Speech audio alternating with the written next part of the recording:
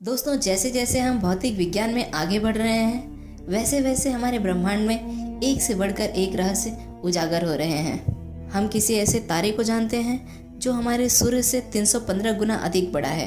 किसी ऐसे प्लैनेट को जानते हैं जो पूरा का पूरा प्लैनेट डायमंड यानी हीरे से बना हुआ है। किसी ऐसी रोशनी के बारे में जानते हैं जो 13 अरब 400 करोड़ साल पुरानी है। चलिए दोस्तों, बात करते हैं ऐसे ही एक रहस्यमय ब्लैक होल के बारे में। 1783 में जियोलॉजिस्ट जॉन मिचेल ने हेनरी कैवेंडिश को एक पत्र लिखा। उसमें उन्होंने एक ऐसी भारी शरीर की अवधारणा बताई जिसमें से प्रकाश भी बचने में असमर्थ हो, और यह पत्र रॉयल सोसाइटी द्वारा प्रकाशित किया गया।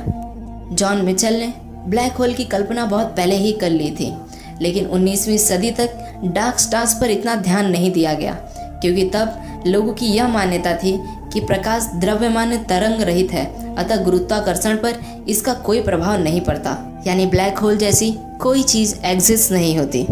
लेकिन अल्बर्ट आइंस्टाइन ने अपने जनरल थ्योरी ऑफ रिलेटिविटी में यह सिद्ध कर दिया कि गुरुत्वाकर्षण प्रकाश की गति पर प्रभाव डालता है, यानी ब्लैक होल जैसी कोई चीज़ एग्जिस्ट होती है। और बाद में मॉडर्न एस्ट्रोनॉमर्स ने ब्लैक होल का अस्तित्व पा ही लिया।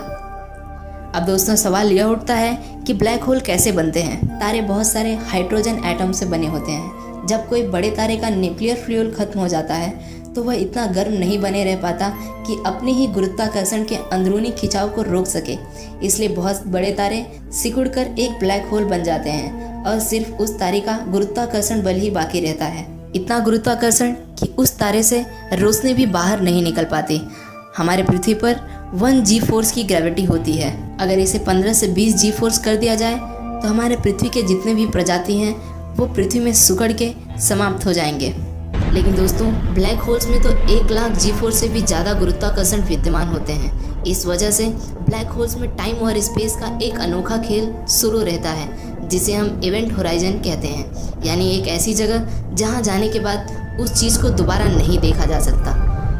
इस विषय में लोगों की बहुत सारी अलग अलग तरह की विचारधाराएं हैं। कुछ लोगों का मानना है कि ब्लैक होल हमारे आकाशगंगा के केंद्र होते हैं और वह एक मिल्की वे को दूसरे मिल्की वे से जोड़ते हैं, यानी ब्लैक होल के अंदर जाने के बाद भी अगर कोई वस्तु जिंदा बची रही तो वह कहीं दूसरे आकाशगंगा में फिर से नजर आ सकती है। लेकिन दोस्तों, अगर ऐसा होता है तो रिलेटिविटी के पहले नियम का उल्लंघन होगा। लाइट की स्पीड से तेज यात्रा करना असंभव है।